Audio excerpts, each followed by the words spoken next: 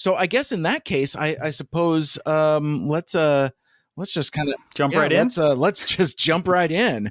All right. So yeah, let's let us go in 3, 2, 1. No. 3, 2, 1. 3, 2. Oh, damn it. Microphone's all messed up. All right. Well, let's go in 3, 2, 1. Autobots, transform and roll out! Mike! Mike! Mike! So many Mike! So many Mike! So many Mike! So many Mike!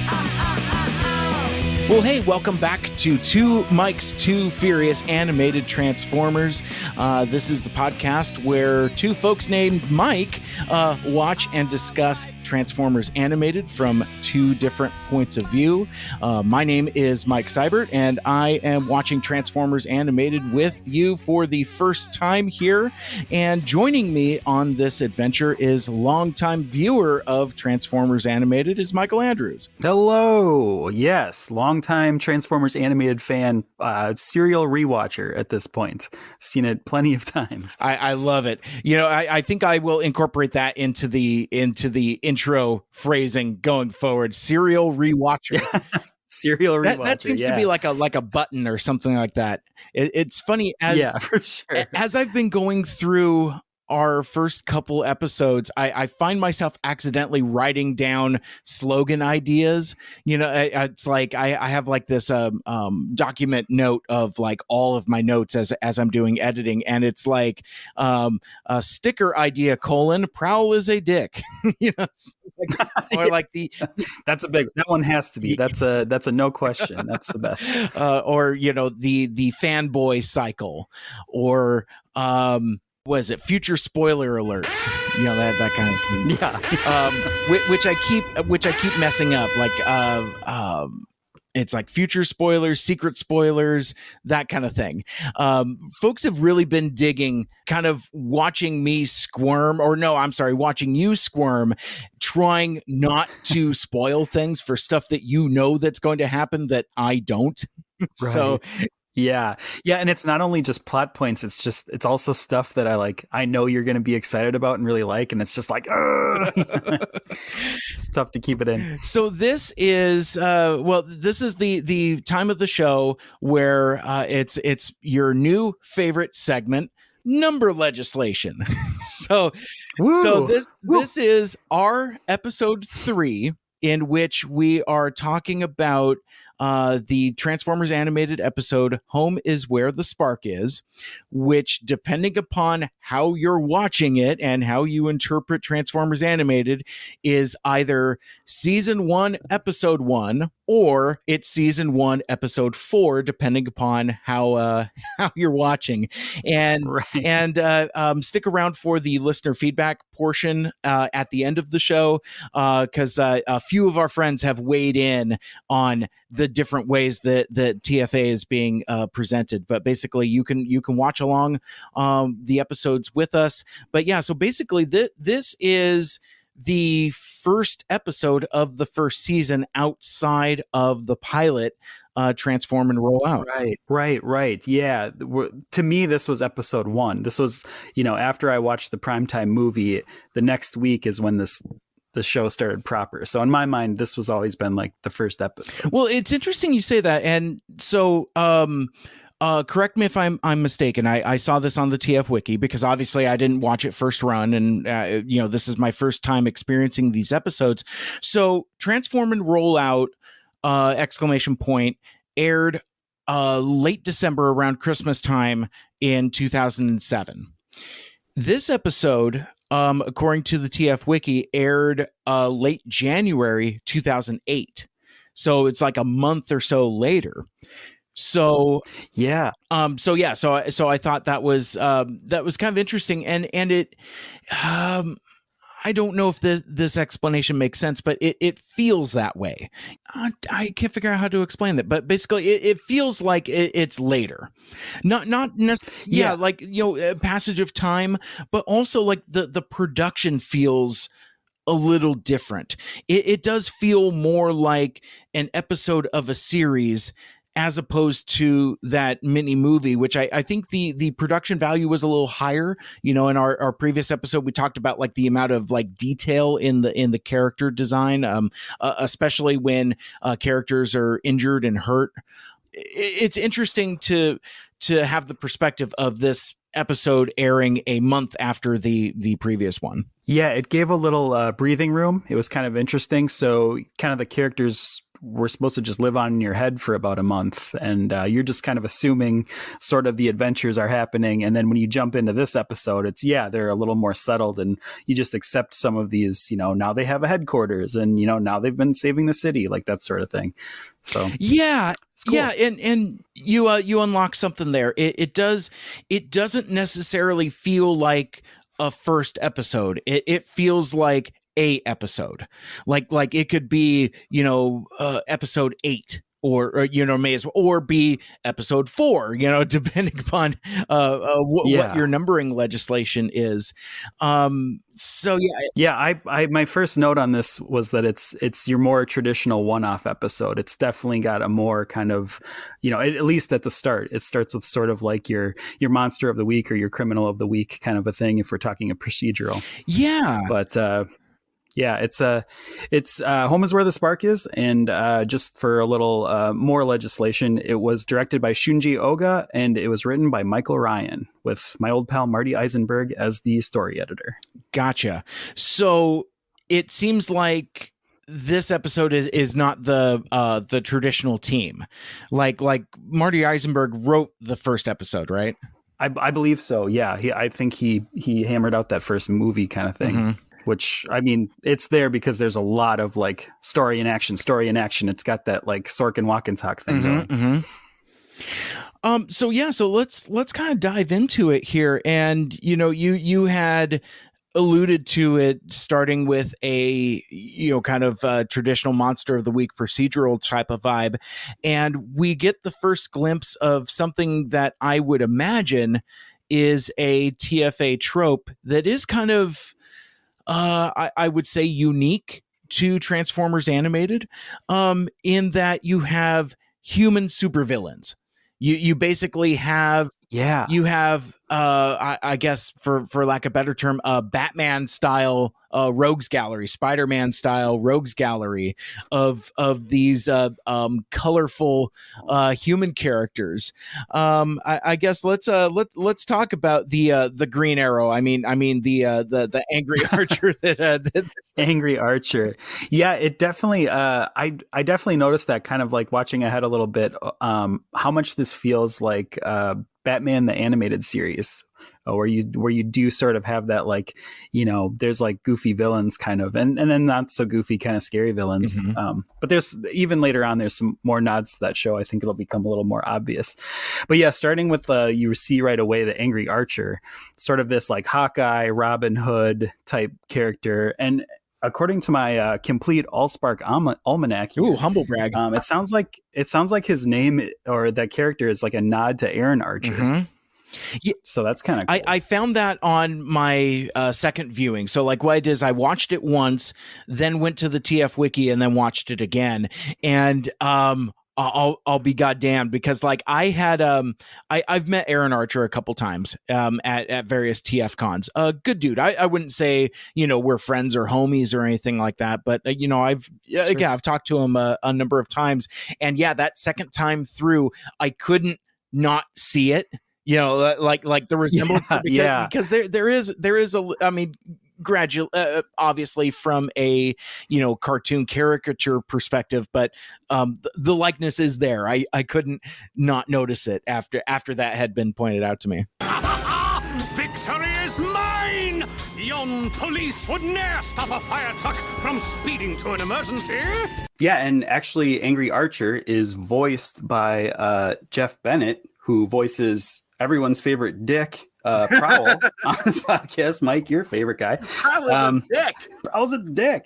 Yeah, but he voices him as well. And I just think you can kind of tell a little bit in Angry Archer, but he also voices Captain Fanzone, which is crazy to me. Like those voices couldn't be more far when you think of like Prowl, Angry Archer, and Fan Zone. Yeah, I mean, I wish I had the talent of voice acting because I've done stuff with our friends Greg and Yoshi for Transformers Reanimated, and they've done some like script reading podcasts, and I've been part of some of those readings, and but every character that I do is just kind of like a slightly different affectation of Mike Seibert. My Bumblebee is just basically Mike Seibert just up an octave, so it's like it's really which is honestly that's why they wanted me to do that, because it's like, oh hey, I'm Mike Seibert. Same thing with my my Chip Chase and my Spike Witwicky. It's like, no one's ever disabled as long as they have courage. Right. Spot on. Yeah, thank you. No, I think it's I think that's a tremendous talent, and I also want to throw a nod to like a couple things that he voiced too outside of Transformers, because these are biggies from my childhood. So he was the voice. He did some voice work for Gargoyles. He was specifically Owen and Brooklyn on Gargoyles, and Owen, the character of Owen on Gargoyles, is great. Plays a huge point in that show, and like that's a very memorable. Like I'm always attracted to like the Egon of the show, and he's like the Egon of that show. So that was really cool to find out. He's also the voice of Kyle Katarn in the like the Jedi Knight series of games, or like like Dark Forces and Dark Forces. Right? Yeah. I thought that was really cool to find out, because that's another biggie that I was big Kyle Katarn fan back in the day. Absolutely. Very cool. Yeah, shout out to a huge voice talent, Jeff Bennett. Yeah. Well, and it's interesting too, because we talk about we talk about like these characterizations a lot, and I think one of the things that we get so bogged down like in the plot beats and the plot elements and what the story means to us, and we talked a lot about David Kaye's performance as Optimus, and we talk about Corey Burton as Megatron, but we haven't really gone like super deep on the voice cast, and I feel like maybe we should touch on that a little more in upcoming episodes, maybe like as we deal with characters more individually. It's one of like the surface level things that's kind of easy to blow over as we're getting excited talking about our hopes and dreams and thoughts and feelings about these episodes. Right. Well, and it's also tricky, Mike, because a lot of these guys are pulling double duty in their voices, and I can't fully talk about them until the character that they're going to voice. Obviously, I don't. It's like a vocal spoiler a little bit if I go too deep on this. So I'm trying to wait for more like like the episodes where their characters spotlighted. So yeah, but this was a biggie. Angry Archer, obviously, double duty with Prowl here. So. Yeah, and again, terrific talent, and just three distinctive, interesting voices. I wonder if I don't remember if Aaron Archer is going to TFCon LA, because I know that Jeff Bennett is going. So I want to see a picture of Aaron Archer and Jeff Bennett together. I guess is why I'm some poses, right? Yeah, trying to put that out in the world there. Yeah, awesome. But we digress. Back to the show here. Oh, vexing fate, thou art a harsh mistress. I was to be rich. I was to be famous. Looks like you'll just have to settle for famous. Right. So you have this like over the top Shakespearean type villain. He's like spouting off in iambic pentameter, and then you have something kind of interesting. You have the Autobots as crime fighters, right? Mm-hmm.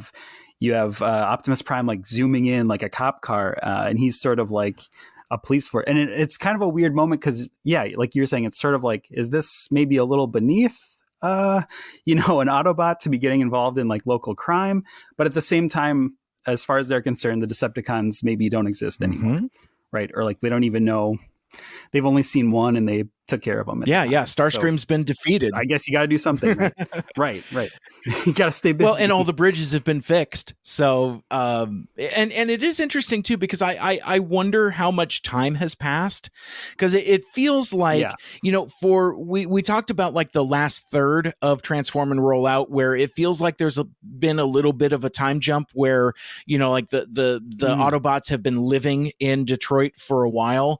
And now it feels like that they've been living there that much longer, that they're pretty settled. Like, we're going to talk about their headquarters in a little bit, and kind of how they're settling in, if not fully adjusting to their new home on Earth in Detroit. Yeah, it's definitely a kind of a what's everybody up to episode, or like a catch up episode, right? Like we see what Optimus is doing. He's kind of, being like night watch a little bit.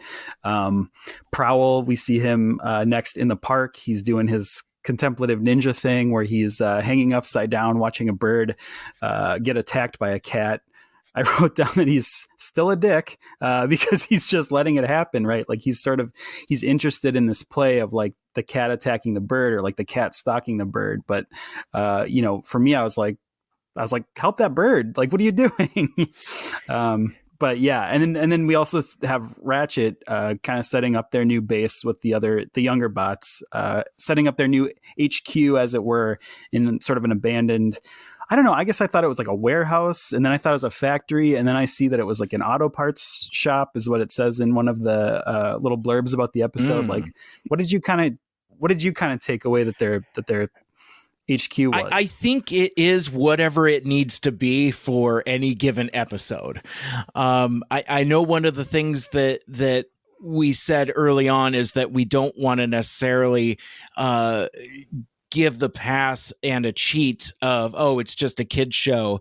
But it feels like, especially in this episode, that this headquarters is just whatever it needs to be. So it's like, sometimes it's a factory, sometimes it's an abandoned warehouse.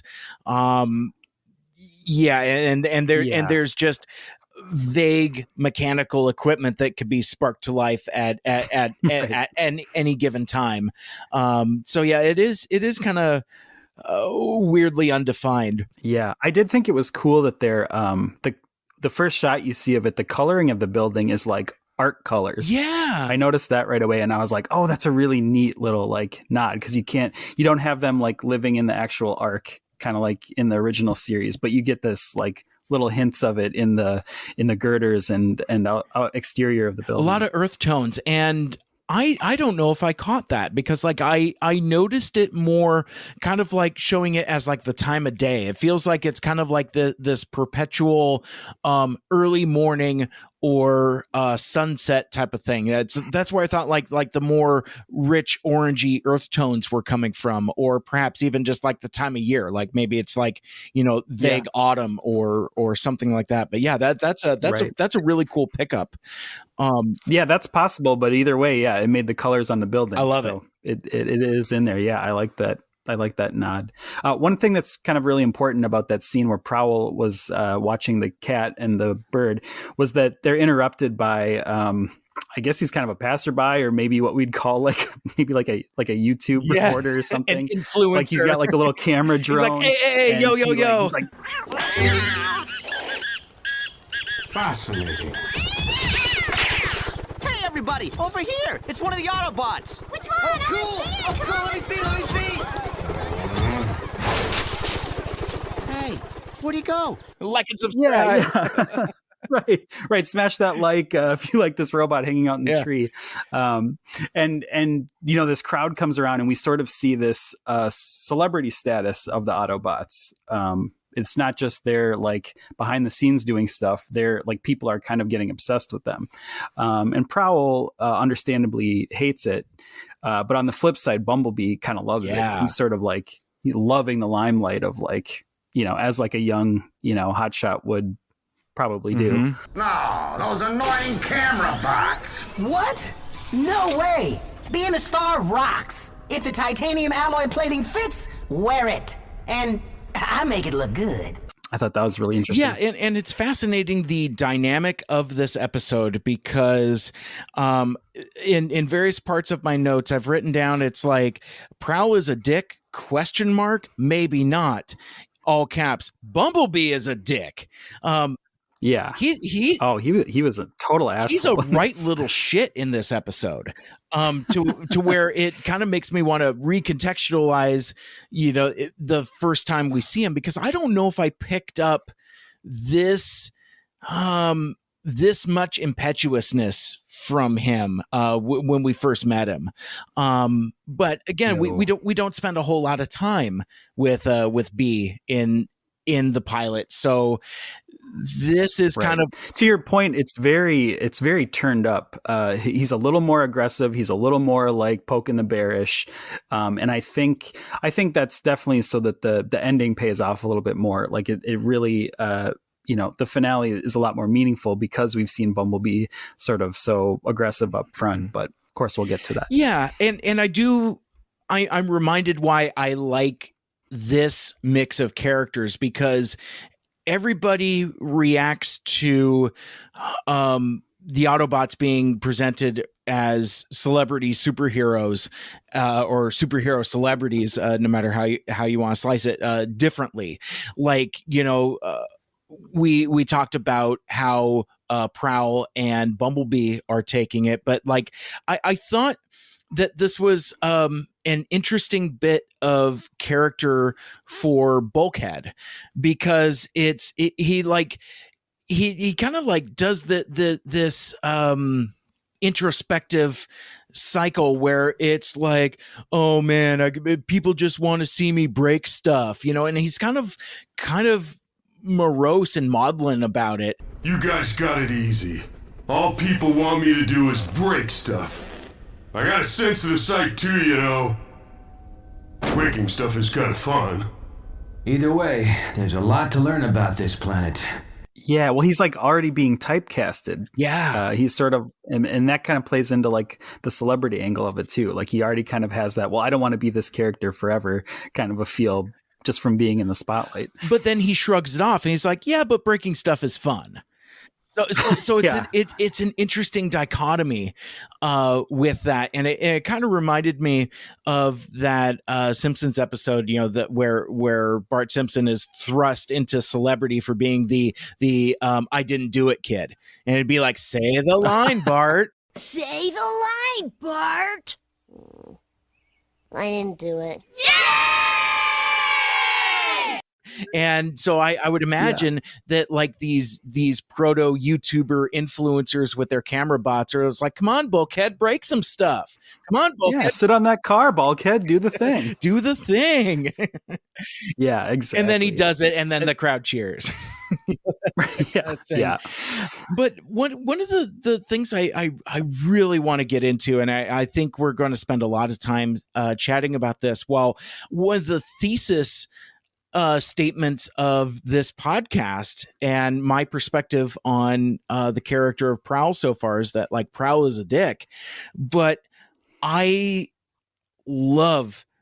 absolutely love that he loves nature so much that he feels a connection to the earth and its creatures, and for as aloof as he is, I was really not expecting this turn for his character. I would think that in his arrogance, he would have contempt for lower life forms, but that's not the case at all. In fact, he's fascinated by nature and the circle of life.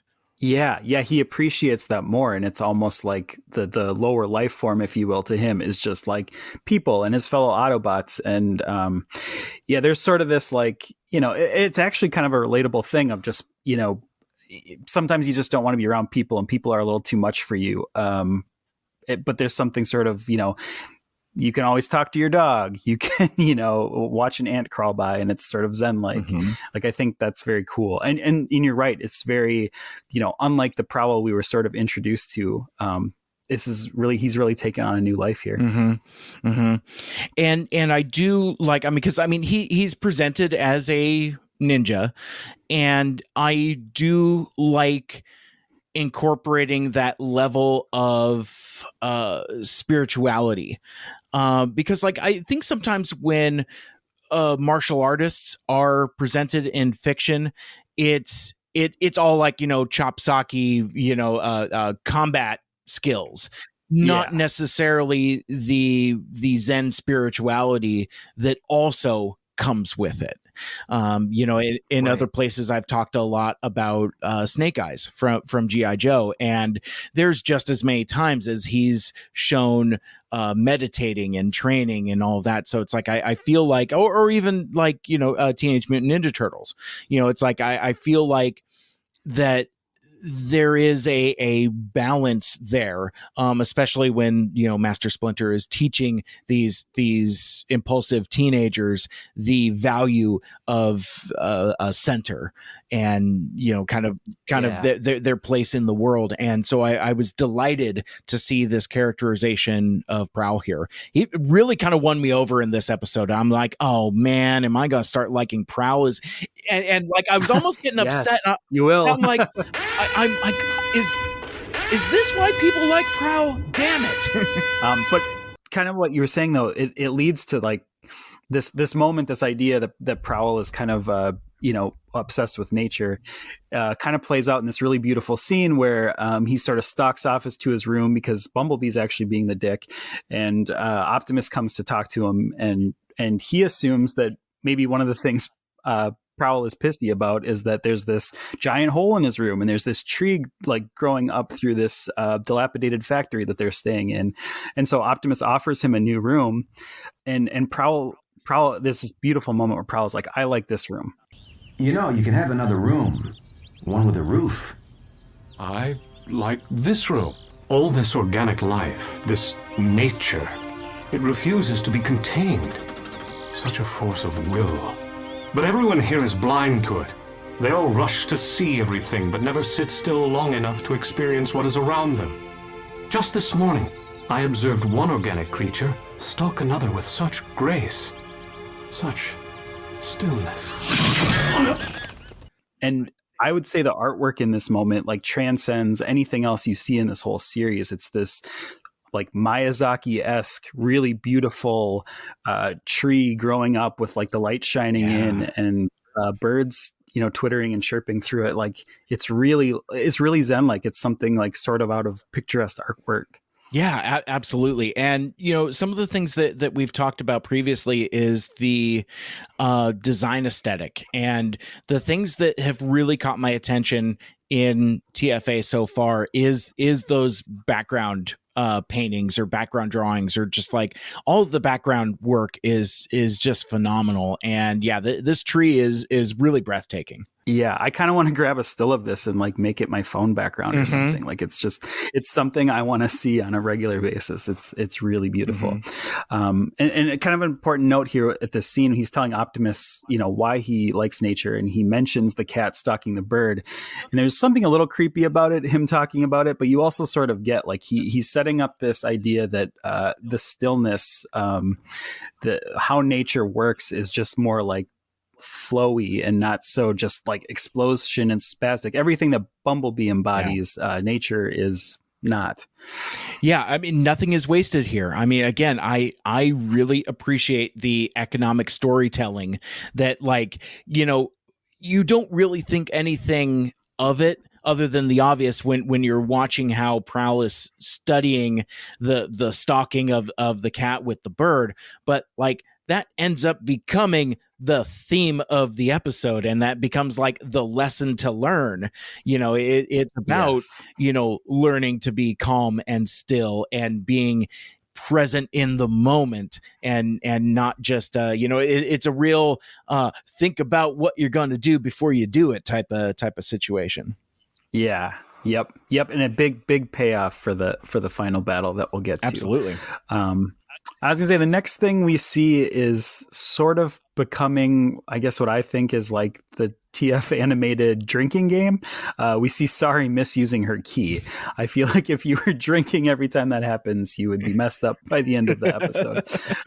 So we see her once again abusing the power of the key, which we know is instilled with the power of the Allspark and Vector Sigma and all that. And she uses it to hack into her dad's secret lab, which we know, at least from the last episode, that's where Megatron's head's being held. And a hand also. So what do you think about this scene, Mike? How did you dig this little secret lab thing? Was this on the nose or cool? No, I like it. And it establishes a more character work. It firmly establishes that Isaac Sumdac is a workaholic, and that he has like a compulsion and a drive to noodle these things through. Like, he's working on like this, spider camera bot thing, and he can't quite crack the code on it.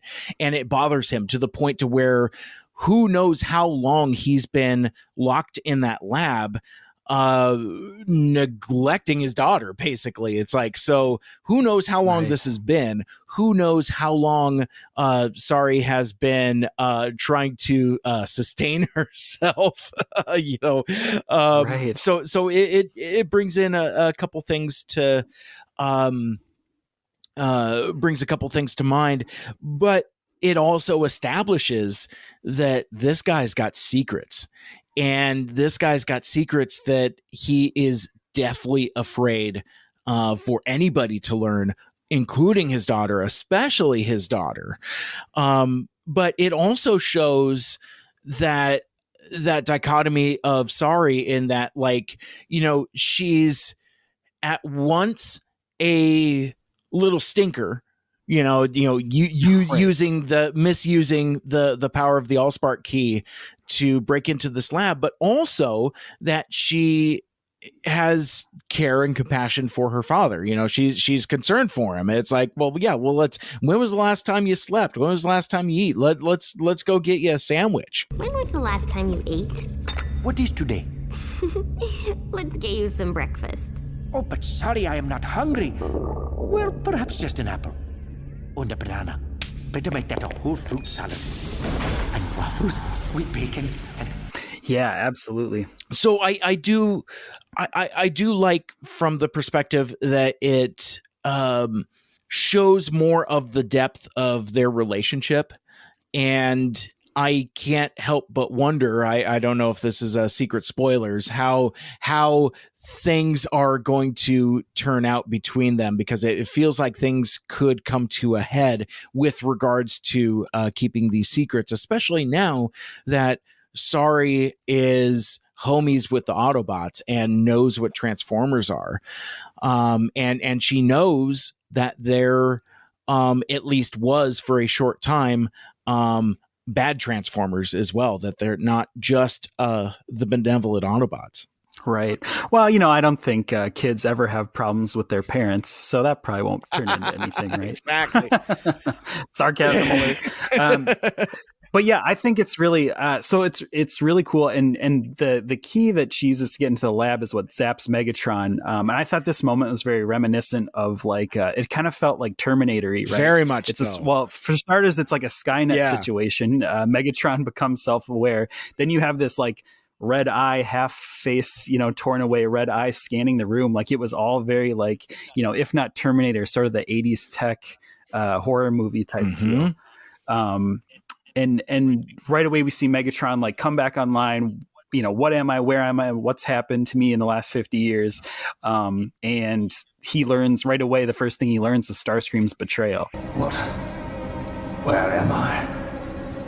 Where is my body? How long have I been offline? What kind of antiquated system am I hooked into? I defeated Megatron! I planted the device that overloaded his circuitry! His fate was sealed before he even reached your ship! Starscream!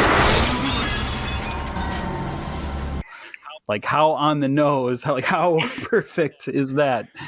It's the first thing he has to tune into when he signs I on. love it. And it's kind of funny. I mean, again, another example. And this speaking of the Two Mikes Too Furious TFA drinking game, anytime where something comes back around almost immediately, you almost have to drink for that, because like I called out how great that scene is with Starscream. Basically, it was me, that whole thing. But, like, I mean, it's the very like Ace Ventura-y Jim Carrey explosion of I did it. and now we understand how useful that information is, because now Megatron it's right there on tape for him to experience. And I mean the performance by Corey Burton here as Megatron is terrific. He's doing a lot of great voice work when it's like he's becoming self-aware. He's coming back on, like, a lot of that where am I, that kind of stuff. But like, as all Megatrons do, this guy's really got a mad on for Starscream. Just the whole Starscream. It's just it's almost Frank Welker-esque in the way that he belts that out there. But I also like and I think we talked about this in our last episode as well. But I like that this version of Megatron, or at least Corey Burton's version of it, has kind of like a quiet menace to it also. I mean, aside from like the yelling, which I was just talking about, but like, some of his lines almost sound poetic when he's talking about like the Allspark, and he's like, oh man, the Allspark was right there, and it's like, right there in the palm of my hand, except I have no hand to grasp it. They don't even know I'm alive. This cannot be happening. The Allspark finally within my reach, and I have no hands to grasp it. Perhaps I'm not as immobile as I thought. There may be more than one way to locate the Allspark and destroy all who dare oppose me. It almost kind of reminds me of Michael Ansara as Mr. Freeze in Batman the Animated Series.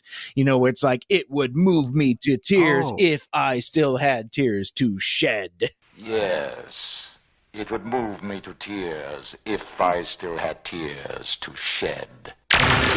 Yeah, that's a great reference to that too, and that kind of ties into how I think one of the maybe it's right there in the name the whole time, Transformers Animated, but maybe there was some talk in a boardroom somewhere that like this should be our kind of Batman animated. This should be goofy in some places, but maybe it gets a little darker. Yeah. And maybe we should take some things that we like from that show and incorporate it into this. I could definitely see that. Because there's some more coming up in episodes. There's some more even heavy-handed, visual cues that come from that show, I think. So interesting.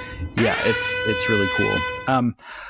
One thing I wanted to mention about this scene that when I watched it a second time, I thought it was really interesting because I just assumed Sari hacked her way in, like using the key, but actually the key kind of pulled itself into the lock for Isaac Sumdack's secret lab. And I was like, oh, that's really interesting. And I'm starting to think that, this key has like a mind of its own a little bit. It's not just Sari using it to get into trouble. There's some sort of catalyst here. Yeah. And I wonder, like, even though we think of Megatron as like evil and like, gosh, I hope he doesn't come back to life and become self-aware, but maybe the key wanted that. Right. Yeah. I mean, because the key is definitely depicted as being drawn to the lock. Yeah. Like there was a very purposeful scene of like, let's show it doing it on its own, not just Sari, keying into the lab. Yeah. Super interesting. Yeah. And we're going to see this more, but it is, I wonder what the self-awareness of the key is and its connection to the Allspark. Because one of the things that we're seeing a lot of early on is shape-shifting. Like, you know, it's like the key will change its form to fit into the lock. So how much of that is driven by Sorry? How much of that is driven by the will of the Allspark itself? It's interesting to ponder. Yeah, and I think it's just from thinking ahead, even just a few episodes, I think we're going to see more information on that too, which is very cool. I guess foreshadowing alert. Secret foreshadowing. We need to put that on a button. Yeah, it's just like a siren. It just says secret foreshadowing alert. Totally. Before we leave the office, I do want to mention, I feel like there's a couple nods here going on. And one of them, I think, is a nod to Beast Machines, because we see Megatron infect this little, I guess later they're called the Pocket Bot. It's like a little, you know, kind of like spidery drone robot that Isaac Sumdac invented. Okay. And that's kind of becomes like the hands for Megatron to move about and do his business while being a severed head. But this Pocket Bot looks, and that Megatron is kind of even talking through it, almost looks like at one point, it bears a striking resemblance to the diagnostic drone from Beast Machines. I know, Mike, you probably haven't watched too much of that show, but Megatron has this little drone that kind of follows him around in that show. And at one point in the show, for a few episodes, he even like his spark gets trapped in that drone. So he is that is Megatron for like 3 episodes.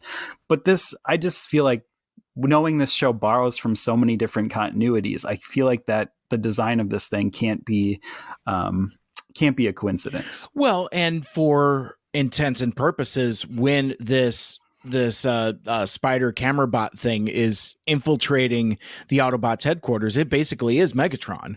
So, you know, I mean, not really, but also kind of. Right.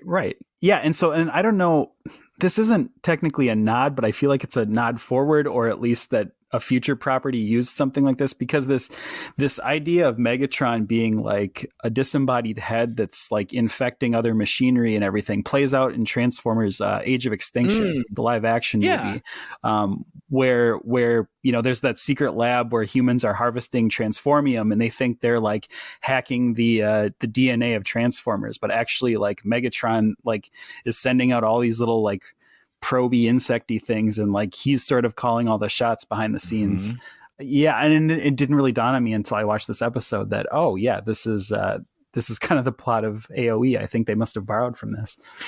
Interesting, but well, we know that they certainly borrowed Lockdown from this show in general, which we'll get to eventually. But so there must have been some writer watching this show. So you know, we've talked so much about the design aesthetic of the show, and that it has this weird kind of retro futurism. Okay, well, let's come back to one bit of legislation from from our previous episode. And I noticed this when I was editing it. We spent a lot of time trying to figure out when this show takes place. You know, whether it's it's just straight up the 2050s, right? Yeah, I think that's correct. Yeah, I don't know if the TF Wiki accidentally spoiled that for me, or if it's supposed to be a mystery. But like, yeah, I mean, because I spent a lot of time in our last episode trying to figure that out. It's like, oh well, what did the Autobots come to Earth in like the 1950s, and then they crashed and slept for 50 years, so it's 2007, but the technology is advanced because of what Isaac Sumdac has done with Sumdac Industries. That just seems to be like a cul-de-sac to nowhere. And yeah, no, it's just 2057. We'll just call it that, or 2058 by this point, or whatever. My point being is, like, so we go to presumably the Sumdac residence, where Sorry is being homeschooled by a robot. Nothing wrong with that, I guess. Right. Yeah, they're doing everything else. Why not be our teachers? Yeah, learning remotely. Who would have thought? But this is basically just a Jetsons house. And I love that it's got like this, like, you know, just kind of like exaggerated retro futurism vibe to it. Yeah. I don't know. It's like like sci-fi disco or something. I think I called it at one point. Like there's this like Saturday Night Fever vibe a little bit. And then also like the idea of what in the 70s and 80s people thought the future would look like. Yeah. Well, and even in the outfits that people are wearing, like, when we see that gang of influencers earlier, they all have like these weird like wraparound goggle glasses. And bell bottoms. They all have bell bottoms on. It's a crazy vibe and a feel. But one of the questions I had, and I think I will ask this many times throughout, what can't the key do?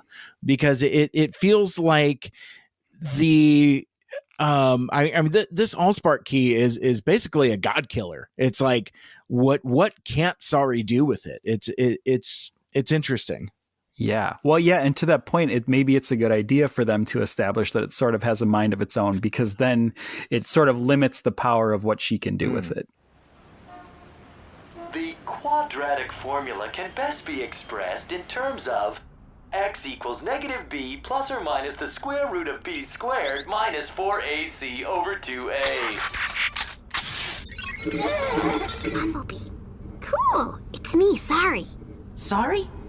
How did you get on my comlink frequency? With my key. It's wicked cool. Gotta go. See you tonight. I don't know. This episode for me is kind of a mixed bag, actually. And I'll save this for kind of like, my score at the end. But it's on one hand, like I love like the world building stuff, but I also found some of the actions by the characters to be pretty annoying. So some of the annoying characters are pretty annoying in this particular episode. So it was, like I said, for me, kind of mixed nuts. But maybe I'm getting too far ahead of myself. Yeah, I think it maybe it's just a product of kind of being that I know we're calling it the fourth episode, but it kind of sort of is the setup for the series in that way. So we're gonna get some. I don't want to call it filler because I don't think this show has that really, but there definitely is some sort of, it's following the tropes of what a first episode usually does. Sort of vanilla. Yeah. But with that, I would also say, complimenting it, it's like, it's like a rose and a thorn type of thing, it's like, or like a backhanded compliment. I do also appreciate and like how slice of life this is, and kind of just like the banality of just existing. Like, we're getting into like this sleepover sequence, which I mean, it's neat and it's fun, but it's also like something so random as let's have a sleepover with the Autobots. Autobots, here I come. Yeah, I remember when I first saw this, like being actually excited at that thought. Like I was like, oh, this is such a great idea. Like I want to see all the stuff that they're going to do, like sleepover wise. Like I was like, oh, just give me a montage. I want to see, I want this to completely derail the episode. And I just want to focus on their sleepover. Because it's so fun. And I think what's really cool about it also is that it's Sari getting a chance to be the kid that she hasn't been able to really be, because she hasn't really, had, as we saw in like the first episode, she's kind of shunned by her peers a little bit. She's not blending in with the kids very well. So this is her getting to do like some kid stuff finally. And it's with giant robots from outer space, but at least she's getting to do it. Yeah. And it's established that she can relate with these robots from another planet more than she can with kids her own age. And I think that's specifically telling. I do a couple things here. One, this is kind of where we really learn how wrong I was in saying that, Prowl is a dick, because Bumblebee is just a massive prick in this entire sequence. He is just really obnoxious. Like, I mean, poor Prowl's just trying to zen out, and Bumblebee just will not leave him alone. Fascinating. Mind if we watch something that won't bore us into stasis lock? Don't be such a stiff, Prow. Oh, wait, I forgot. You're all about stillness. You should try it sometime.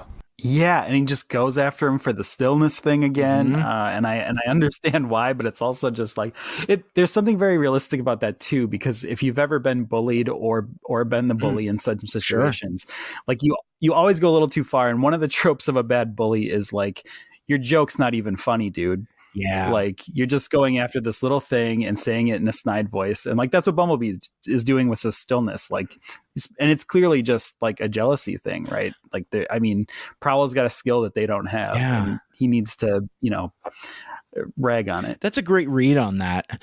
I do also like this little bit from Bulkhead here where he's just kind of like, yeah, this Earth stuff is hard. I get the feeling that he just wants to chill and relax and just kind of be in the hideout.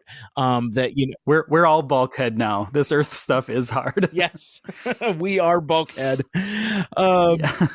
But I think it's cool they do like I like that they actually do slumber party stuff, right? Like you don't get the full on montage, but you get Twister, like a cool future version of Twister, kind of like Twister meets Simon stories. Type thing. Yeah. So this is some kind of training exercise to boost dexterity? It's a game for fun. Right foot on green. Hey, Prow, you're all into that balance and agility garbage. You want in on this action? Yeah, yep. And this is where we see if you're playing the drinking game, and I think it's a great misuse of Sari's key, but she uses the key to make her scary story even scarier, right? She slips her key off to the side, zaps some machinery, and uses it to like scrape across the ground and like sneak up behind Bumblebee, like you'd have like another kid do around the campfire at the point of the story. So I thought that was pretty cool. With the old man gone, the three children were now all alone in this spooky house. There was a horrible scraping noise. You guys hear that? And behind the kids, the old man's ghost sneaked up and... But it's also, as we're going to see, a really smart, like... that's not just a funny scene. That's actually like a really important kind of plot point to this whole episode, which we will get to. But yeah, so the machinery gets animated, and at the same time, we're seeing Megatron's pocket bots sort of infect the warehouse machinery, and Sari has that moment of like, well, that wasn't me. So like the scary story gets scary, and it's a cool transition from the scary story to almost like this Sam Raimi-esque over the top horror scene it becomes. I thought that was a really cool transition. Absolutely. And so you get the attack on the hideout, and this is where TFA really shines for me. I really enjoy the kinetic action scenes. I mean, it's like, all of the, movements are just so dynamic. And yeah, I mean, I like the, kind of like American anime tropes of, speed lines and things like that. But yeah, this action sequence is pretty cool. Yeah. And there's that's something kind of true about this show. I don't know if it's just the nature of it, but they really can do whatever they want. 1 week it can be a kaiju thing, and then it's like a crime fighting show, and now we're just going from a robot slumber party to like a horror scene. I think that's sort of like, maybe that is, if we're trying to figure out what the lightning in the bottle of Transformers Animated is, maybe that's one of them. Is just, it can be anything. Yeah, it can be a chameleon and just kind of like genre bend to whatever it needs to be in that given episode. And when you have this type of style and aesthetic, that you could just, like you already said more eloquently than I did, it's like you could do whatever the hell you want. Right. Yeah. And then also this scene that breaks out, this points to what you were saying earlier of like, we really don't know what kind of a factory or building this is, because now there's lasers shooting out of places. There is like rusty bullets coming out of stuff. Rivet machine guns. Was this just a shoe factory? What is happening now? But it just goes full AWOL. Yeah. And it really did. I mean, it's very Raimi-esque, but it did remind me of that scene in Spider-Man 2 when Doc Ock's arms took over and like killed all the doctors working on him. It kind of had that vibe to it. And then we have a cool little moment. We see Bumblebee on his Heelys, I guess, where he's like whipping through the thing on his little wheel feed, and he says something like heels on wheels. He literally says wheels on heels. This looks like a job for Wheels on Heels. Yeah, Wheels on Heels, right. And I was like, do people get that reference today? Is Meals on Wheels still a thing? Like, I laughed out loud at it, but I was like, do people know what that means? Well, it's funny because, like, you know, when we were talking about Transformers Earthspark over on my podcast, my other podcast, Mike Seibert Radio, and, you know, we spent a lot of time talking about Alita 1's Heelys. And, you know, so it's like, you know, it's basically the same thing here, where it's like, you know, Bumblebee's like, you know, like really like rolling smoke and laying some rubber down as well as zipping around. And I mean, like in like a call forward, call back type of thing, that is kind of a little bit of how Alita 1 acts in combat when she's taking down Swindle and Hardtop in that first episode of Transformers Earthspark. But I digress. Really cool sequence. Yeah, and it's interesting too, because this is hot in the heels of the first live action Transformers movie. So, and then in Revenge of the Fallen is kind of when we see those, you know, side swipe with his heels, like using the wheeled feet, and then the motorcycles, and then we start seeing it a lot more in that series. So I wonder if this was sort of a catalyst for You're that. right. I think this might be ground zero, because I mean that's something we never saw in G1. Yeah, it's wild. And it's really cool. I mean, it's definitely fitting for Bumblebee, and it also really plays into you know, that he's sort of the foil of Prowl in this episode. Like, it's the opposite of Stillness. Your feet are wheels, right? Like, you are just motoring around. But in this scene, this is where it really pays off, is because those lasers turn out to be like motion sensing lasers, and that's how all these, you know, crazy rust bolt shooting guns are like seeing everything. That never runs out of rivets, and also, by the way, and endless rivets. Where it's just like at one point, like Optimus and Ratchet are just getting rained down on with these hot rivets. Yeah, it's like 20 years worth of rivets that this factory would output, like, in a second. I would imagine that like some like blue collar Sumdac Industries folks, it's like, oh hey Floyd, what are we gonna do with all these rivets? I don't know, just leave them here. It's just like an entire like yard of rivets. I don't care, we got laid off, just leave it. Oh my gosh.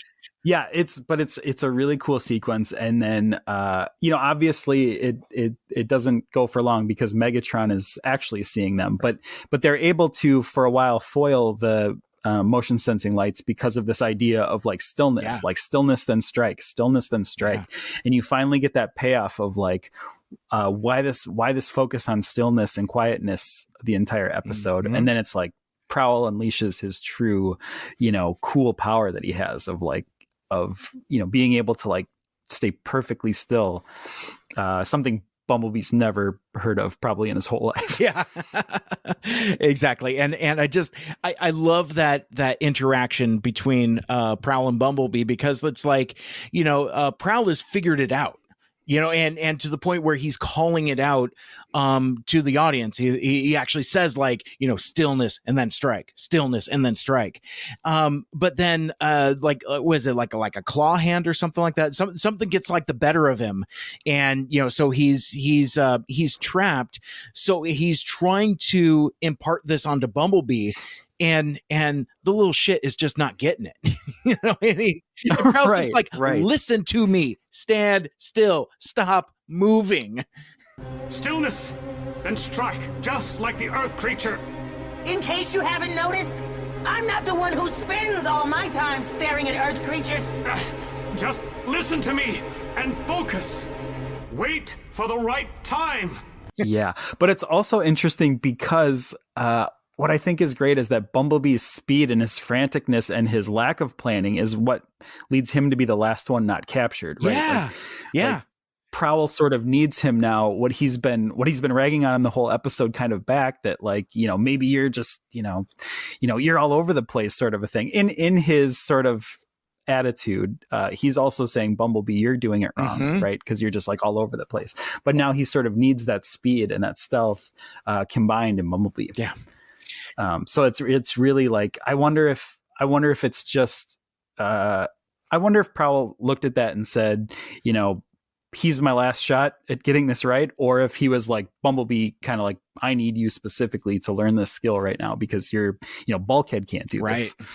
Right. And Optimus is off the board, he's stuck on the magnet, and and so and I think it's one of those things where it could definitely be both. Both things can be true. So Bumblebee does learn that lesson, and he does adapt and slows down. Stillness, then strike, and kind of the climax of this again. What kind of warehouse is this? What kind of depot is this where it has just like these massive fuel tanks that are completely full? Just. Oh, right. It's like, let's throw these fuel tanks into the air. And there was a part of me where I'm just like, oh, we're just going to be just leaking petroleum fuel all over Detroit. That's not great. But then that gets resolved very quickly in the something like right out of Die Hard 2, where it's like, the string of fuel gets caught on fire and there's a huge climactic explosion and stuff. And so and we shouldn't gloss over the fact that there's also missiles in this factory somehow. That's like right. legit actual missiles coming from somewhere.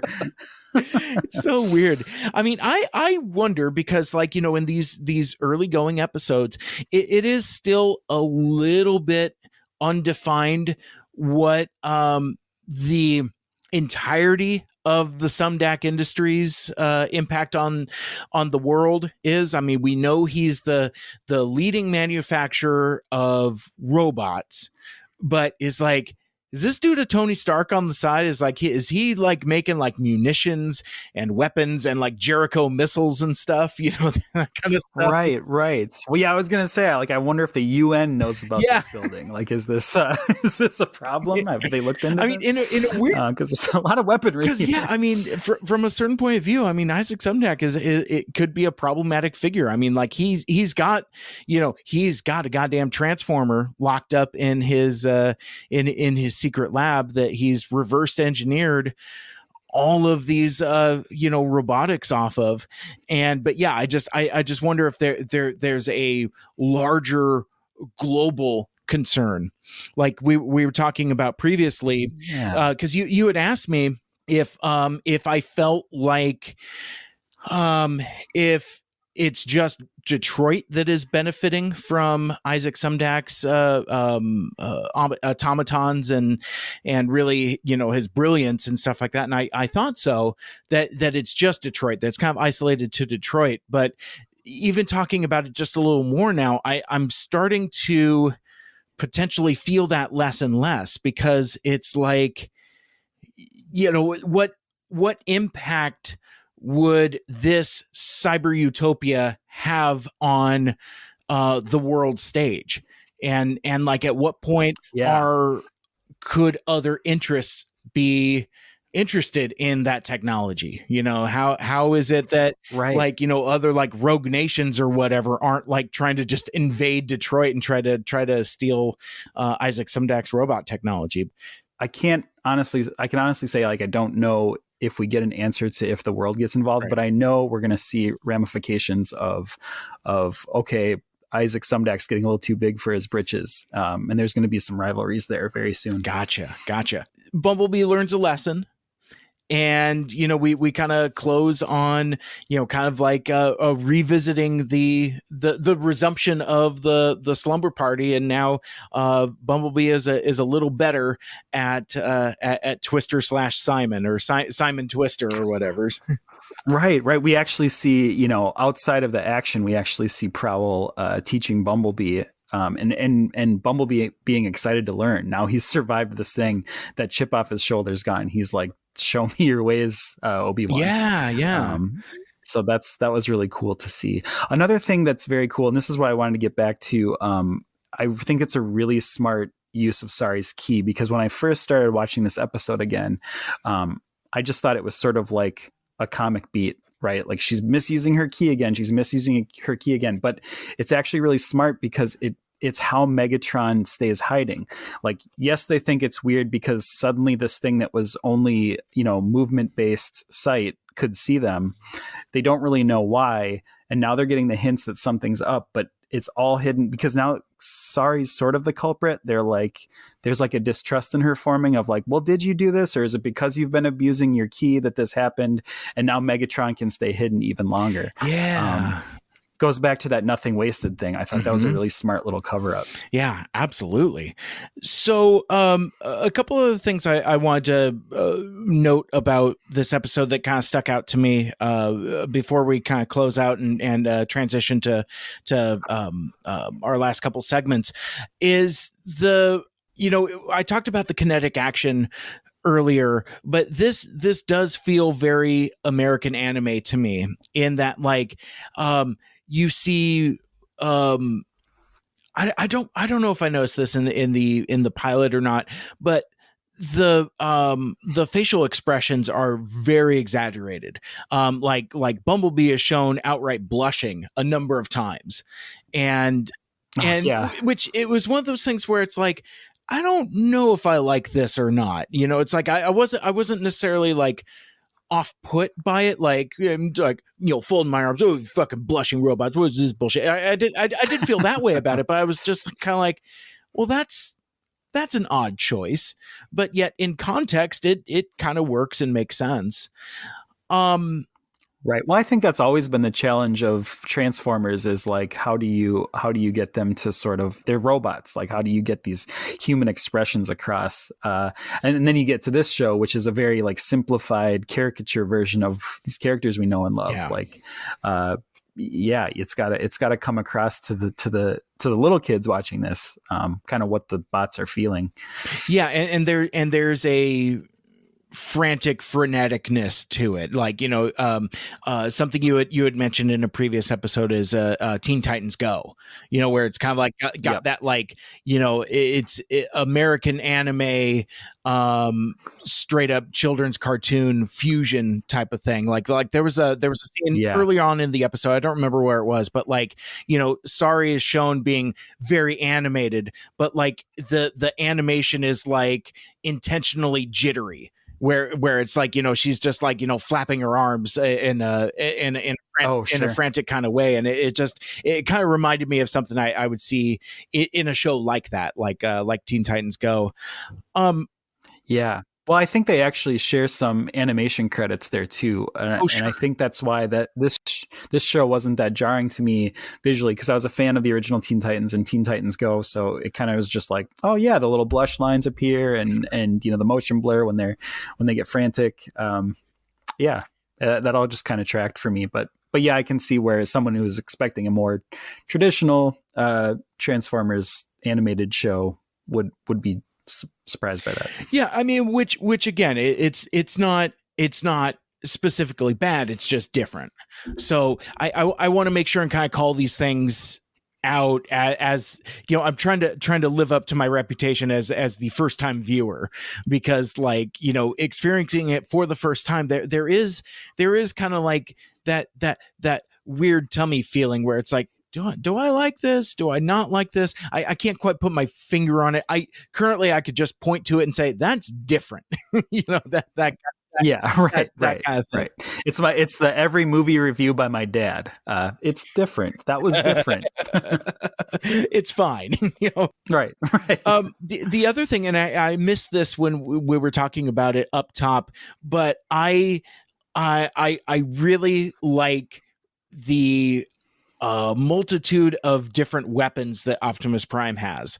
Like when he has his confrontation with the angry archer, I wonder how much stuff is in his wrist, because he could pop out a grappling hook. He could also pop out like a foam gun, as well as right, the little bolos. Yeah, the bolos. Yeah. And really, I just kind of wanted to, I'll point this out at every opportunity I get. I think now that Optimus Prime's axe is even more of an iconic weapon than the Ion Blaster. And I love that classic Optimus Prime heavy rifle, but and he uses it a little bit here, and it's very subtle. It's it's kind of like here and gone, but I'm over projecting into the Optimus Prime as a firefighter. He's taken on the form of a fire truck, and that axe is one of a firefighter's most useful tools. And so anytime Prime uses that axe, I'm just like super into it in a way I never really thought of. It's like again, it's like, for G1ers, Optimus with an axe is like that one dumb orange axe in that one scene in that one episode when he fights Megatron on the dam, and because of that we have to get that as an accessory for every single Optimus Prime. It's like, oh man, this Optimus Prime, this new masterpiece Optimus Prime is bullshit. It doesn't come with the Energon axe. It's like what do you need it for? Well, yeah, this show sort of adds credibility to the axe, right? Yeah. Like it sort of gives a reason for the axe in that it ties into the whole firefighter thing, which it's really cool. Yeah, I didn't think about that, but that makes a lot of sense. So as I said, in the middle here, this episode was kind of mixed nuts for me. There's stuff that I like about it. I like that we get a lot more character depth from Prowl, that there is a soulful spiritualness to him, that we get to see, to where he's kind of, even now in the early goings, kind of growing beyond just the one note of just being abrasive, being an abrasive prick that doesn't like being a team player. We see already that there's more to him than meets the eye. Yeah, I love that there's sort of this character building going on that we didn't expect, but I also think the physical character of Prowl is such a cool just like a visual thing to see, like the sort of, he's always crouched down in sort of that like froggy stance, and he's got these torn off wings, gold torn down to the bone wings coming off of his back. Like, it's such a cool design for a character. I love it. And that, he's got such a lithe figure. It's like, he's shown to be, skinny and, very, very Spider-Man like, he has like that, that kind of Spider-Man agility to him, which is what you want for your ninja character. It's like you want him to be able to convincingly move around in a space quickly. The speed and stealth of the ninja. I love it. Mike, so one thing I'd like you to do with this episode would be, how does it rank to you? Like, what is the level of, because one of the reasons we started the show is because this show is so loaded with Easter eggs for G1 fans. And I think this is one of the reasons people keep saying you're going to like this show. So I think as we go along, I think you should kind of give it sort of a score of like, how did this episode in particular stack up to like the legend that it is G1 and the movie, the 86 movie. So let's say like, the first episode that we saw where it was just nostalgia, Easter egg, actual footage from the G1 cartoon, that can sort of be like your 9.5, 10 range. Yeah. As your one range is like, this was a complete standalone. This could have been anything. There's almost nothing, original Transformers in it. Where does Home is Where the Spark Is fall? So for me, this one, for as high as Transform and Rollout exclamation point was in terms of like, nostalgia references and nostalgia bait and things like that, this goes the other direction. I feel like this is a episode that can only exist as an episode of Transformers Animated.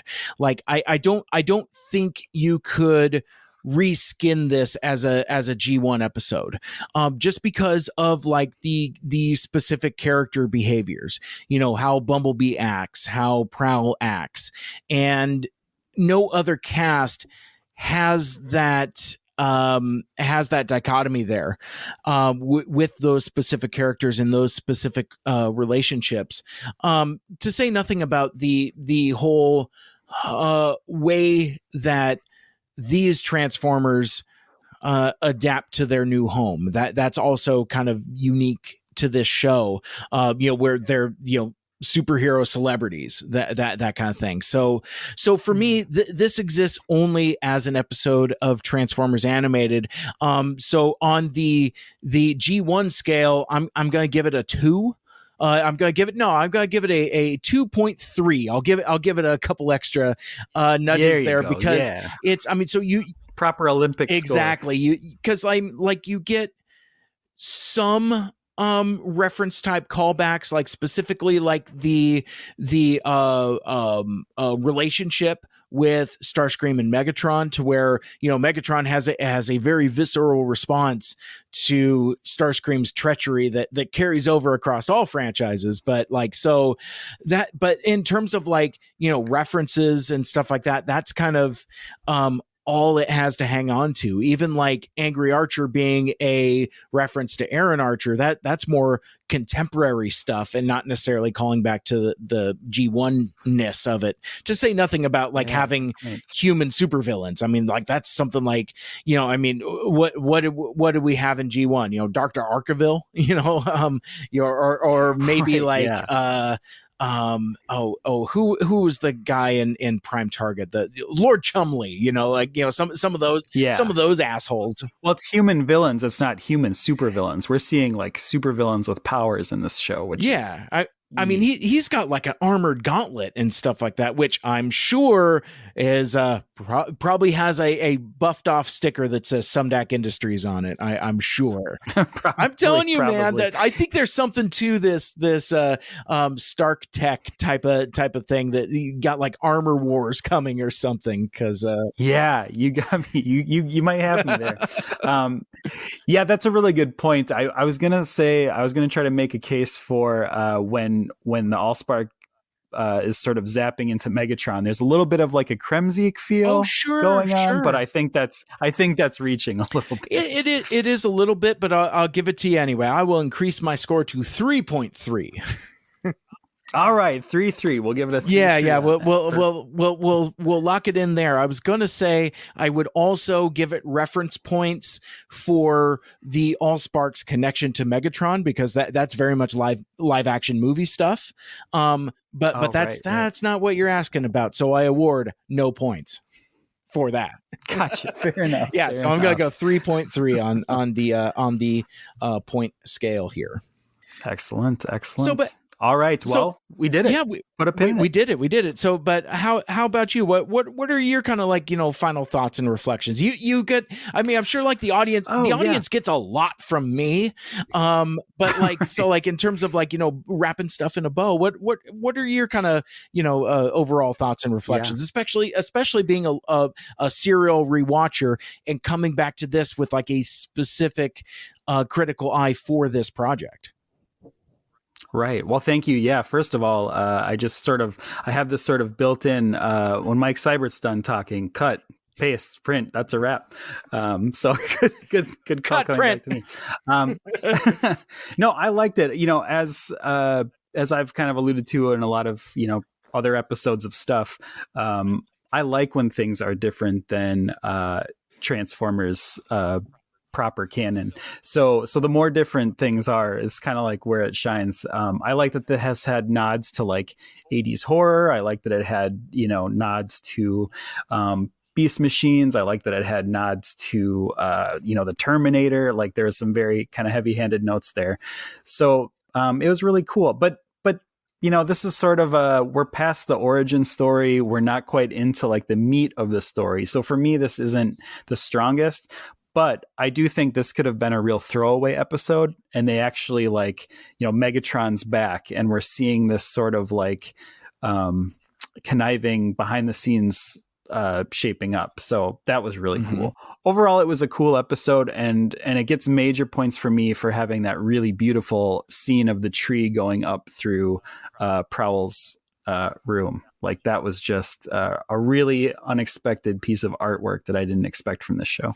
Yeah. And again, I've already litigated it, but yeah, 1,000,000% there with you. That was a real surprise, and maybe that's like a little bit of a segment we can add to the score portion of it, where it's like, what surprised you in this episode? Yeah. And actually that could cut both ways, because it could be like, what surprised me as a first time viewer. So I was really surprised, all of the Prowl stuff really surprised me, but also, what surprised serial rewatcher Mikel Andrews this time around? What did you see that maybe you didn't before, or like something that was like iconic that you had forgotten about? Kind of similar to the introduction to the Decepticons in the pilot. It's like where it's like, oh man, I kind of forgot that scene was even there. How great, that kind of stuff. Yeah, I'm definitely experiencing a lot of that. And, I was a very kind of hot and heavy rewatcher of this when the DVDs came out, and definitely took a break from it. So I feel in a little bit that I'm coming back to this with pretty fresh eyes. Some of it is very surprising to me. And, it's just the nature of people growing. Yeah. They always find something new that they didn't before. I think that's one of the great things about artwork in general. Absolutely.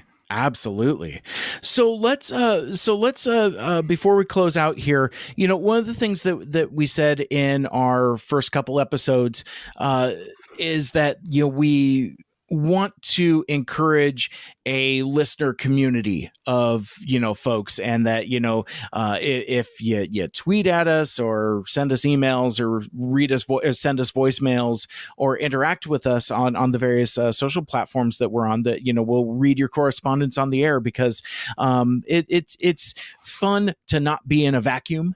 In fact, I've already heard from a couple different folks that are already interested in being on episodes with us collaboratively.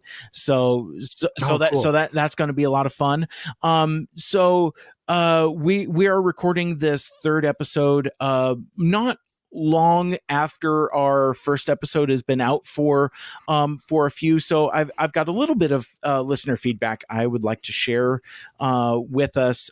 First, this comes from Dr. Brainstorm, who wrote us out on Twitter and was kind of interested in the naming convention of our show, and he asked, why not call it quote unquote Mikes with Mikes, which I like that quite a bit. That's it reminds me, and I'll have to see if I can dig up the tweet and reshare it, because you, Mikel Andrews, you came up with like a dozen different really cool ones. I don't know about a dozen, but yeah, I came up with some other. It was a lot. I was gonna say that I'm glad you like that name. I hate it because I hate how clever it is. I'm mad that I didn't think of it. Mikes with Mikes. That's good. That's not so bad. And Dr. Brainstorm is a fan artist. They are going to be one of the folks that's going to be involved in a fan comic called Thunder Clash Goes Bananas. That's going to be cool. Coming around later. But yeah, and it's basically exactly what you think of it. It's Thunder Clash v Skyquake on a planet of gorillas, and how they adapt in that new environment. So that's going to be super rad. Wow. Yeah, that's going to be some cool stuff. I did a interview with one of the artists participating, an artist named Ashley Artley from here in the Seattle area, and love Ashley. Yeah, and she previewed on my show on Mike Seibert Radio a giant piece she did with Skyquake, just looming over these gorillas, and it's just amazing. So that's a project I'm really looking forward to. Some other feedback we got was from Mike Blanchard, who is at a TFG1 Mike out on Twitter. He hosts No Shortage of another Mike. Yeah, another Mike. Yeah, see, it's and Mike is rapidly becoming our buddy. One of us. Well, like the song goes, you are Mike. You are Mike. So when you listen, so many Mike. when you listen to Two Mikes Too Furious, you are also Mike. So, but he was listening to the first episode and heard I had said something over my shoulder about like the DVDs for the individual seasons that you have that Mikel Andrews is in your collection and how you're watching were kind of harder to come by. And I still don't remember why I have that perception about them being like rare or hard to come by or whatever. But Mike hit us up and says, hate to say it, Mr. Seibert, but TFA Complete Series DVD is readily available at Shout Factory's website. So it's Transformers Animated, the Complete Series. It's on Shout Factory's website, and then Shout Factory's done lots of cool stuff with the Transformers. They've done they do cool things with everything. I love Shout Factory rocks like Slayer for sure. But like they're responsible for all of like the various anniversary restorations of Transformers the movie, and restoring the movie and upgrading it to 4K and all that other stuff. So I mean, this portion of Two Mikes Too Furious brought to you by Shout Factory. Get your shout on. I don't know. Is that their thing? I'm just gonna make it up. I don't know. I will ask when I solicit for sponsorship opportunities. It's like, hey, me and my buddy host a podcast where we talk about Transformers. Do you want to sponsor our podcast? But well, I would love if they sponsored me just by giving me that box set, because I admit it's a great price for it, and like I was drooling because I only have them on separate DVD sets, and like there's something about having the complete series of something that I was just like, oh, maybe I should do this. Yeah, $24.99. You can't beat it for that's crazy. Transformers Animated, the complete series. I might actually grab that just to see what it's like and see what the episode numbering, because we love number legislation here on Two Mikes Too Furious. I mean, it's going to become its own spin-off show. I think so, numbering legislation. But speaking of home video, my buddy Anthony Bricali, TFU.info, host of Transformers Animated and other cool spin-off shows from that, he gets in on the conversation about this home video presentation and says it's kind of a bummer that they've never released TFA on Blu-ray. I forget if the Tubi streams are in HD, but the show is also available on the Roku TV app, which is also free in high definition. So that gives folks one more place to watch TFA for free on Roku. I can confirm that the stream on Tubi is not in HD, and I don't know if that's a Tubi thing. I don't watch enough Tubi to know what their high definition offerings are. It seems like the stuff I watch on Tubi is by its nature kind of old, so it all kind of has like a grainy old feel to it, and their presentation of TFA is pretty fuzzy. Yeah, well, actually, I was going to say that as when I've seen older cartoons, rewatching them on streaming services, sometimes they're real bad. Sometimes it's like it's like they're filming a TV with a shaky cam, trying to get the footage of it. I don't get that. I can watch the Tubi version pretty clearly without getting like, oh god, the quality. Gotcha. I think I want to check it out on Roku also. Maybe for our next episode, I'll watch it on Roku instead of on Tubi to just maybe give a compare and contrast. Incidentally, the Roku TV is also where you can watch Weird, the Al Yankovic story, which I think is where a lot of us signed up for Tubi, which I mean, not to derail us too much, is phenomenal. It's a Roku. Yeah, it's so great. Yeah, the Roku TV app, which I realized was on my TV the whole time. I just had to create a username and password for it. Weird. We continue. So this, so Ant from TFU.info wrote to me directly, said, I really liked the first episode of Two Mikes, Too Furious. I hope to hear you guys go into the other voice actors as the series progresses. A lot of meat on that bone, even just the main cast. And yeah, so far we've kind of kept things top level as far as voice actors, but I think I agree with Ant also to where it's like, I think the deal we had made, Mikel Andrews, was to like when it's like spotlight episodes to really kind of and specifically like guest stars too. Like I went through the TF wiki to see if like Angry Archer is voiced by somebody. Or because I mean, I also know, secret foreshadowing is like, I know there are celebrity guest stars coming in spades. Yeah, so that's one of the most exciting things about this show. And yeah, I think in as we move forward, there's a lot more like you kind of said, spotlight episodes or episodes that are specific to a character, kind of revolve around one character. And I think we kind of I was kind of planning on saving some of that for those. Sure.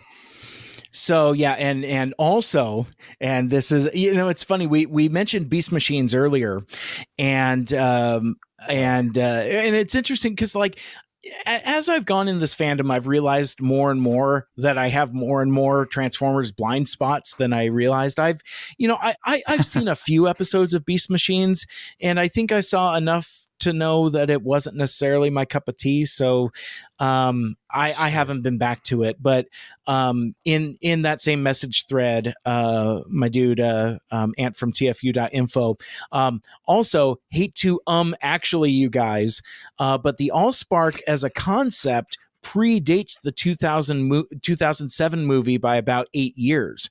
It was introduced in Beast Machines, but it was the movies that introduced it as a physical object. Right. Yeah.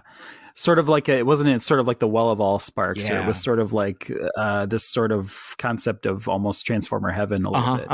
Yeah, that's true. That's great. But point. yeah, it was 2007 with, before time began, there was the cube, where it became like a physical object, and where in some continuities, it's kind of become like a stand-in for the Matrix. That kind of thing. Absolutely. So it is interesting how Transformers lore picks up and puts down various concepts and reuses them in different ways. But I do think that's interesting that like we've referenced Beast Machines like 3 different times in this episode. Yeah. Well, another thing that's interesting is I think of that as sort of kind of the polar opposite of this show. I love Beast Machines, but I think that's where like a lot of people don't like Beast Machines in the Transformers fandom, whereas Transformers Animated is sort of like beloved, or at least you've heard of it and you like things about it. I don't know. It's really hard to find people that like Beast Machines to the level that I do. I think I'm going to, go on a limb and say I like it even better than Beast Wars. Whoa. Yeah, I think the level of storytelling in it is incredible. That is a hot take. I love it. Yes. And you can at Mikel Andrews out on Twitter for right. You said if we want to keep this listener feedback segment going, I gotta start. Oh, I see how it is. So a couple more here. This was a comment on YouTube where our episodes exist as well. Not as video, but it's like transcribed video, audio, whatever. It's just another place you can find the show. But Matthew comments, the animation style pushed me away from animated at first also, kind of in reference to why I passed on TFA to begin with. But I am so glad that I decided to try the show because I fell in love with it. The animation will never be my favorite, though it definitely was well done, but the story is so good. And to which I replied, exactly. That's been my experience so far as well. And thanked him for checking out the show and encouraged him to continue. I absolutely will. I really enjoyed the first episode and can't wait for the next. Yeah, that's I'm so excited for you, Mike, to see how deep the storytelling gets in this show. Like, I think you probably have an inkling of the good writing and how it could be, what could happen, but like the depth that they take these characters to, they really give it a treatment of like, if you were writing a sequel to a big blockbuster movie, you would have to do these deep character dives and figure out backstories for everything and how they all interconnect. It's something you don't see in cartoons, and it's something you don't really see it in Transformers animation too much. Absolutely. And I have a couple more, but I think I'm going to save these for our next episode, and be listening at the end of the episode during the credits, I suppose, to learn all of the ways that you can interact with us on social media. And as you're hearing here, we will read your comments and responses here on the podcast.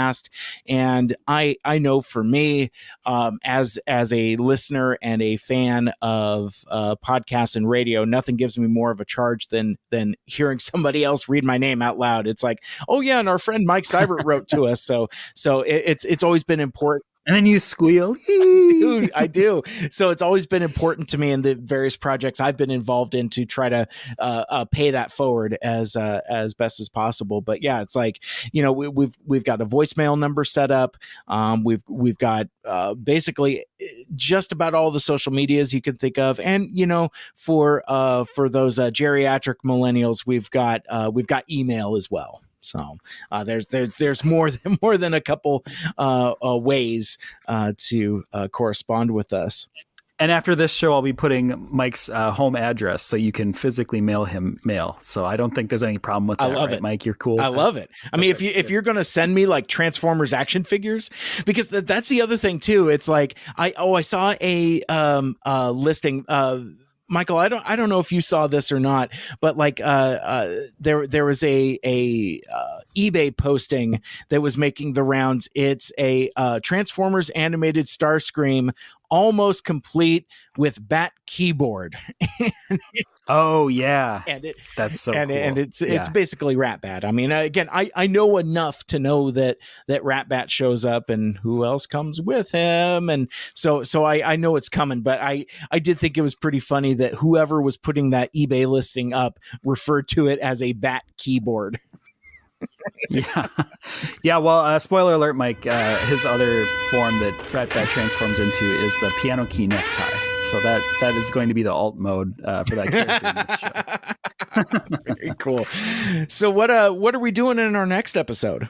Yeah, so I'm my creative challenge that I want to do along with this is I want to give a preview of what's to come for the next episode, which is called Total Meltdown. But I want to do it in haiku form. So I'm using the 575 version of haikus to give you to tease your taste buds for what's coming up next. So here's my stab at a pre-coup, if you will, a pre-coup. Biochemical body shaming turns toxic. No, literally. So feast on that. I love that. It's a clue for the next episode. Very cool. Yeah. Well, with that, I think that's gonna put a wrap on episode 3 of Two Mikes, Too Furious. Thank you so much for hanging out with us. We greatly appreciate it. Mikel Andrews, anything you want to plug? You want to let folks know where they can find you on the internets and connect with you specifically out on socials? Yeah, usually everywhere you can find me is at Mikel Andrews, Michael spelled Mikel. Yeah, I love to interact with people. I love doing this show because it's given me a great way to like jump back into Transformers. And yeah, my Twitter page used to be a little bit more about writing, and now I'm posting more Transformers pics day after day. So it's been fun getting back into it. I love that. I love that story for you. And you can find me specifically on Twitter, Facebook, and Instagram at Mike Seibert Radio. And you can check out my other podcast, Mike Seibert Radio, where I do like interviews and stuff and things that's tangentially interesting to Transformers fans. If you like what we do here, you'll also dig the stuff I'm doing on my other show. But that's going to put a wrap on it. And until next time, make good choices. Yeah, insert a new catchphrase for this show here. Yeah, yeah. Still got to work through the dismount, right? But yeah, I think we should do like a banter out, something that you can fade out of, where we're just kind of like still talking and cracking wise, and then you can sort of like fade that down into the more formal finale. Want to be a guest on the show? Send us an email, 2mikes2furious@gmail.com. Interact with us on social media. You can follow 2mikes2furious on Twitter, Facebook, and Instagram at 2mikes2furious. And raise your voice. Leave us a voicemail message at 260-274-MIKE. Again, that's 260-274-6453. You are Mike. You are Mike. You are Mike. Mike. Mike. Mike. So many Mike. So many Mike. So many Mike. So many Mike.